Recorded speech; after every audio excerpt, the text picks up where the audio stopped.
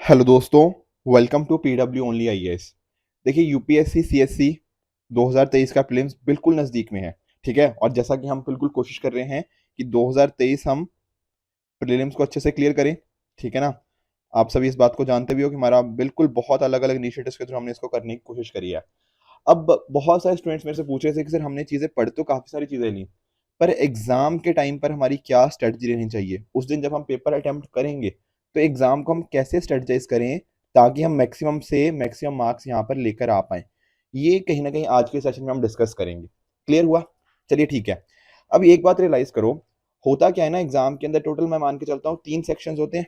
Right. एक पहला हो गया आपका जो कहीं ना कहीं क्वांट से लिंक्ड है, दूसरा हो गया आपका रीजनिंग के साथ लिंक्ड हो गया, और तीसरा हो गया आपका कहीं ना कहीं आपका इंग्लिश के साथ लिंक्ड है, जो आपके रीडिंग कॉम्प्रिहेंशन होते हैं। बिल्कुल सर। अब देखो, जब मैं पहले दो कंपोनेंट्स की बात करता हूँ, क्वांट एंड रीजनिंग, यहाँ पर नियरली हमें 53 या 54 एक आधा क्वेश्चन ऊपर नीचे देखने को मिलते हैं। मैं 53 मान के चल रहा हूँ। ठीक है। और दूसरा आपका सेक्शन हो गया इंग्लिश का, जहां पर नियरली 27 के आसपास क्वेश्चन देखने को मिलते हैं। एक दो क्वेश्चन ऊपर नीचे होते रहते हैं। तो ये कहीं ना कहीं मोटा मोटा पैटर्न है। राइट। अब एग्जाम की स्ट्रेटजी होनी क्या चाहिए, देखो समझने की कोशिश करते हैं। अब एग्जाम की स्ट्रेटजी ना सबकी अलग अलग होती है, पर फिर भी मैं थोड़ा एक उसको जनरल वे में बताने की कोशिश करता हूँ। अब हर किसी के ना अपने अपने कुछ स्ट्रेंथ होती हैं, एंड कुछ होती है हमारी अपनी कुछ वीकनेस। अच्छा ठीक है सर, जैसे मैं आपको अपना केस बताता हूँ। देखो, मैं पर्सनली इंजीनियरिंग बैकग्राउंड से था। ठीक है, फिर मेरा कहीं ना कहीं मैंने अपनी मास्टर्स करी है। तो मेरा जो मैथ्स के अंदर था ना, तो मेरा मैथ्स के अंदर हमेशा ही मेरी स्ट्रेंथ रही है। Whereas on the other hand, जब मैं बात करता हूँ इंग्लिश की या रीडिंग कॉम्प्रिहेंशन की, ये मेरा उतना अच्छा कभी रहा नहीं। तो मेरे केस में मैथ्स मेरी स्ट्रांग थी, बेसिकली रीजनिंग और क्वांट स्ट्रांग थी, पर इंग्लिश मेरी स्ट्रांग नहीं थी। हो सकता है आपका बैकग्राउंड कुछ मेरे से काफी डिफरेंट रहा हो और आपकी इंग्लिश स्ट्रांग हो और मैथ्स शायद उतना स्ट्रांग ना हो। ठीक है ना। तो दोनों का अपना अपना केस हो सकता है। अब नोटिस करो कि हमारे पास जो सी सेट का पेपर है, वो कितने मार्क्स का होता है? वो होता है आपका 200 मार्क्स का। राइट। और हमें सिर्फ मार्क्स कितने लाने हैं इसमें पास होने के लिए? देखो, पास होने के लिए मार्क्स तो 33% चाहिए, यानी कि 66 मार्क्स चाहिए आपको आउट ऑफ 200। और ऐसा करने के लिए अगर आपके पास टोटल 80 क्वेश्चंस हैं, तो 80 में से अगर मोटा मोटा आप 27 से 28 क्वेश्चन ठीक कर देते हो ना, बिल्कुल मतलब नेट नेट की बात कर रहा हूँ, तब आपके 66 मार्क्स यहाँ पे क्रॉस हो जाएंगे। पर सर, 27 से 28 क्वेश्चन थोड़ी करेंगे, कुछ ऊपर नीचे भी तो हो सकते हैं। बिल्कुल। तो इसलिए हमें कम से कम 45 क्वेश्चन तो हमें टारगेट लेके चलना ही चलना चाहिए। ठीक है ना। जो अच्छे हैं, मैं डेफिनेटली मैं मिनिमम टारगेट बता रहा हूँ। क्योंकि आप नोटिस करो, अगर मान लो आपने 40-45 क्वेश्चन अटेम्प्ट करे और उसमें से 10 गलत हो गए, तो कब तब कहीं ना आप डाउटफुल हो जाओगे कि मैं ये 66 मार्क्स ले भी पाऊंगा या नहीं ले पाऊंगा। तो इसलिए हमें थोड़े अटेम्प्ट बढ़ाने पड़ेंगे, 45 प्लस तो हमें करने ही पड़ेंगे। अब क्वेश्चन है, देखो हमारे पास 80, और हमें चूज करने हैं कुछ 45-50 क्वेश्चंस। Getting the point? इस बात को बहुत ध्यान से समझना। हमें 80 क्वेश्चन नहीं करने। हमें बस जो 40-45 या रदर 45 से 50 क्वेश्चन जो इजीएस्ट क्वेश्चन है, कहीं ना कहीं अगर अगर हमने उनको पिक एंड चूज कर लिया, उनको ढूंढ लिया कि इस 80 में से 50 क्वेश्चन सबसे इजी कौन से हैं, हमारा पेपर ये क्लियर है। और वो कैसे चूज करेंगे? वो चूज करेंगे हम इन अपनी स्ट्रेंथ और वीकनेस के हिसाब से। सर, वो कैसे चूज करेंगे? देखो, मैं समझाता हूँ इस चीज को भी। जैसे आपके रीडिंग कॉम्प्रिहेंशन होते हैं, इंग्लिश की बात कर रहा हूँ। अब इंग्लिश दो पार्ट्स में डिवाइडेड है आपकी। दो पार्ट्स में डिवाइडेड है आपकी किस तरह के? आपके एक होते हैं आपके शॉर्ट पैसेज, और एक होते हैं आपके लॉन्ग पैसेज। ठीक है ना। तो दो तरह के यहाँ पे आपको पैसेज देखने को मिलेंगे, एक हो गया शॉर्ट, एक हो गया लॉन्ग। तो रीडिंग कॉम्प्रिहेंशन दो टाइप्स में डिवाइड कर दिया। उसी तरह से जब मैं बात करता हूँ मैथ्स, तो मैथ्स को मैंने डिवाइड किया था आपका रीजनिंग और बाकी जो सेक्शन हो गया। अब आप नोटिस करो, कुछ लोग मुझे बोलते हैं कि सर मेरा मैथ्स ना वीक है। पर इसका वीक होने का मतलब ये नहीं है कि सारा का सारा मैथ्स वीक है। होता क्या है, इसमें कुछ चीजें आपकी हो सकती हैं कुछ इजी हो, वेयर एज कुछ अदर चीजें होती हैं जो आपकी थोड़ी टफ होती हैं। ठीक है ना। अब नोटिस करना यहाँ पर, सेम चीज यहाँ पर हमें इंग्लिश के केस में भी देखने को मिलता है। कुछ शॉर्ट पैसेज होते हैं, कुछ लॉन्ग पैसेज होते हैं। तो कहने का पॉइंट बड़ा ही सिंपल है कि कुछ चीजें मैथ्स के अंदर भी इजी होती हैं, कुछ चीजें रीडिंग कॉम्प्रिहेंशन के अंदर भी इजी होती हैं। तो पहला ना मैं केस वन लेके चलता हूँ। सर, केस वन क्या है? केस वन है उन लोगों के लिए जिनका कहीं ना कहीं मैथ स्ट्रांग है। ठीक है। और इंग्लिश उनकी उतनी स्ट्रांग नहीं है। ठीक है सर। तो यहां पर आपको क्या करना है ना, आपको कोशिश करनी है कि कहीं ना कहीं जो आपके मैथ्स के अंदर सबसे इजी क्वेश्चन होते हैं, उनको आप सबसे पहले जाके सॉल्व करो। कहने का मीनिंग क्या?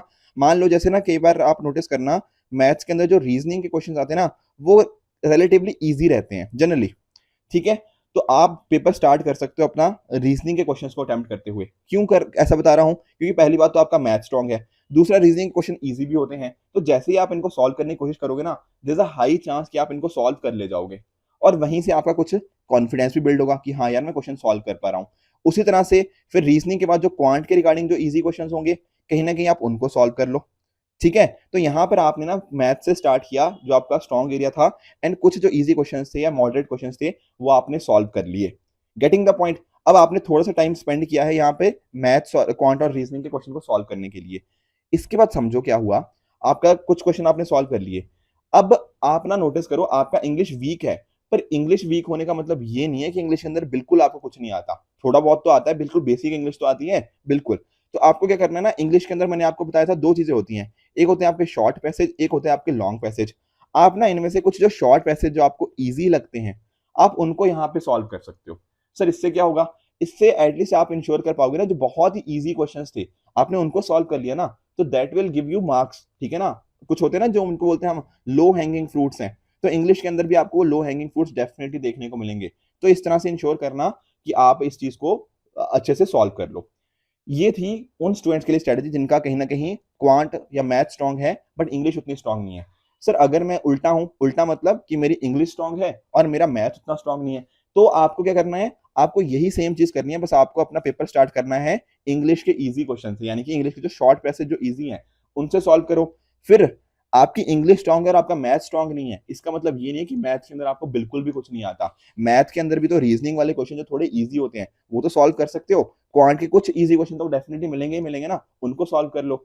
तो ऐसा इंश्योर करने से पता क्या हुआ, हमने एक राउंड स्ट्रेटजी बना ली। अब इस वजह से क्या होता है, राउंड स्ट्रेटजी की वजह से इंश्योर ये हो जाता है कि एग्जाम में कोई भी इजी क्वेश्चन ऐसा नहीं था जो आपने छोड़ दिया हो। ये स्ट्रेटजी मैंने क्यों बताई आपको, पिछले साल आप नोटिस करना, बहुत सारे स्टूडेंट्स ने मुझे बोला कि सर मैं 60 क्वेश्चन ही कर पाया, 65 ही क्वेश्चन कर पाया, आखिरी के 15 या 20 क्वेश्चन तक मैंने देखे भी नहीं कि वो कैसे थे। तो ये चीज आपको गलती नहीं करनी। हो सकता है आपके पेपर के अंदर आखिरी से 15 से 20 क्वेश्चन काफी इजी हो, तो ये जो राउंड स्ट्रेटजी वाला तरीका है ना, ये इंश्योर करता है कि आपका कोई भी इजी क्वेश्चन आपका ना छूटे। तो इस तरह से डिपेंडिंग अपॉन द फैक्ट आपका कौन सा स्ट्रॉन्ग है, आप वहां से स्टार्ट करोगे और उनके जो सबसे इजी और मॉडरेट लेवल क्वेश्चन है उनको सॉल्व करोगे, फिर आपका जो दूसरा सेक्शन है वहां पर इजी और मॉडरेट लेवल क्वेश्चन सॉल्व करोगे। अगर आपने इतना कर लिया कि आपका जो भी स्ट्रॉन्ग एरिया था उसके इजी क्वेश्चन फॉलोड बाय आपके वीक एरिया के इजी क्वेश्चन अगर आपने सॉल्व कर दिए, तो आप ऐसा नोटिस करोगे कि नियरली ना आप 30 के राउंड क्वेश्चन कहीं ना कहीं सॉल्व कर लोगे। ये किसी के लिए 35 भी हो सकते हैं, किसी के लिए 25 भी हो सकते हैं, और ऐसा करने के लिए आपको लगभग 50 मिनट लगेंगे। मैं फिर से बता रहा हूँ, 50 एक रफ आइडिया दे रहा हूँ, किसी के केस में हो सकता है 45 मिनट में हो जाए, किसी के केस में ये 55 मिनट में हो। पर नोटिस करो ये इजी क्वेश्चन थे, इजी क्वेश्चन शॉर्ट पैसेज वाले, ठीक है ना, तो ये ज्यादा टाइम लेंगे नहीं, 1-1.5 मिनट में क्वेश्चन आराम से हो जाएगा। तो अब जब आपने लगभग 30 क्वेश्चंस कर लिए हैं पहले घंटे या पहले 50 मिनट के आसपास, अब आपके अंदर आ चुका है एक तरह का कॉन्फिडेंस कि हाँ यार मैंने अच्छे खासे क्वेश्चंस कर भी लिए हैं, अभी तो 1 घंटे से ज्यादा टाइम बचा हुआ है। तब आपके पास एक कॉन्फिडेंस होगा और आपको दिख रहा होगा कि हाँ यार मैं सी सेट में अच्छा अप्रोच कर रहा हूँ।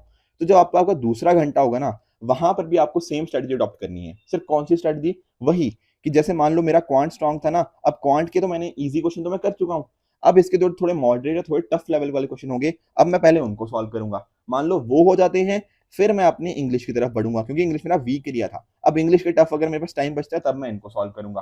Getting the point. और अगर मेरा इंग्लिश स्ट्रॉन्ग था तो इंग्लिश के मुश्किल वाले क्वेश्चन थोड़े सॉल्व करूंगा, followed by quant and reasoning.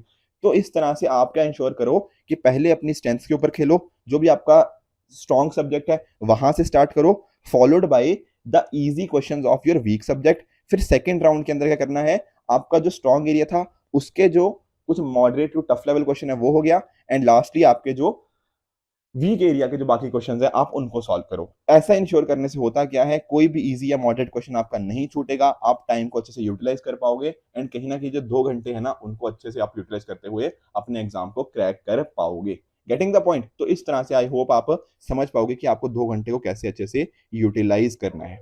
और देखो डरना नहीं है, कई बार हो सकता है कि मान लो आपने पहला क्वेश्चन पढ़ा, पहला क्वेश्चन पढ़ के आपको लगा कि यार ये तो बहुत टफ है, हो सकता है आपका क्वांट स्ट्रांग हो और क्वांट का क्वेश्चन ना सॉल्व हो, ये परफेक्टली फाइन है। आपको ध्यान में यही रखना है कि भैया 80 क्वेश्चन है, 80 के 80 क्वेश्चन मुझे नहीं करने हैं, मुझे बस कहीं ना कहीं जो 50-55 या जितने भी आपके उसके उस नंबर के आसपास उतने क्वेश्चन देखने हैं। अगर आपने 50 ढूंढ लिए कि 80 में से 50 क्वेश्चन कौन से हैं जिनको मैं सॉल्व कर सकता हूं, बस आपका सी सेट वहीं पे आराम से क्लियर हो गया। 66 मार्क्स छोड़ो, आप 100+ मार्क्स परफेक्टली लेकर आओगे। बस आपको ढंग से पिक एंड चूज करने हैं द राइट क्वेश्चन। गलत क्वेश्चन चूज कर लिया, 5 मिनट लग जाएंगे आपके, वहां पे वेस्ट हो जाएंगे, वहीं से कॉन्फिडेंस डाउन होगा। वो चीज हमने नहीं गलती करनी। पिछले सालों के अंदर बहुत सारे स्टूडेंट्स ने गलती करी है, पर आपको ये गलती नहीं करनी, ठीक है ना। इनफैक्ट जो कहीं ना कहीं जो इंपॉर्टेंट टॉपिक्स हैं, कहीं ना कहीं आप अगले आने वाले 5-6 दिनों के अंदर उनको भी रिवाइज कर सकते हो। मैंने इनफैक्ट ना हमारा जो ओनली आईएएस एक्सटेंडेड का चैनल है, उसी के ऊपर ना एक वीडियो बनाई थी कि solve CSAT question with ease. कहीं ना कहीं यहाँ पर ना मैंने आपको कुछ चैप्टर्स बताए हैं। सर कैसे चैप्टर्स? ऐसे चैप्टर्स जहां से मैक्सिमम क्वेश्चन आते हैं, जैसे फॉर एग्जांपल डायरेक्शन हो गया, एवरेज हो गया, तो उनकी एक तरह की लिस्ट है। तो आप जब रिवाइज करोगे ना, कोशिश करना कि इस वीडियो को आप देखो एक बार, एंड वहां से जो मैंने लिस्ट बता रखी है कि कौन सी आपको मिस नहीं करने रिवीजन के टाइम, आप उनको क्विकली आप रिवाइज कर लो, क्योंकि ज्यादातर क्वेश्चन यूपीएससी के अंदर इन्हीं पर्टिकुलर चैप्टर से अंदर देखने को मिलते हैं, ठीक है ना। तो टाइम को अच्छे से यूटिलाइज करना सीखो, ठीक है। तो जीएस मतलब पेपर 2 की तो आपकी ये स्ट्रेटजी रहेगी। साथ साथ अगर मान लो आपका कुछ पेपर 1 का कुछ बचा हुआ है, तो उसके लिए भी हमारी टीम की तरफ से रिवीजन वीडियोस दी गई हैं। जैसे फॉर एग्जांपल आप देख सकते हो इकोनॉमी हो गया, मॉडर्न इंडियन हिस्ट्री हो गया, मेडिवल हिस्ट्री, एंशिएंट हिस्ट्री, कोई भी आपका अगर वीक एरिया या गवर्नमेंट स्कीम्स हो गया, तो आप इनको क्विकली यहाँ पे हमारे ओनली एस एक्सटेंड चैनल के लाइव सेक्शन में जाके डेफिनेटली आप देख सकते हो और अपनी प्रिपरेशन को और भी सुदृढ़ कर सकते हो।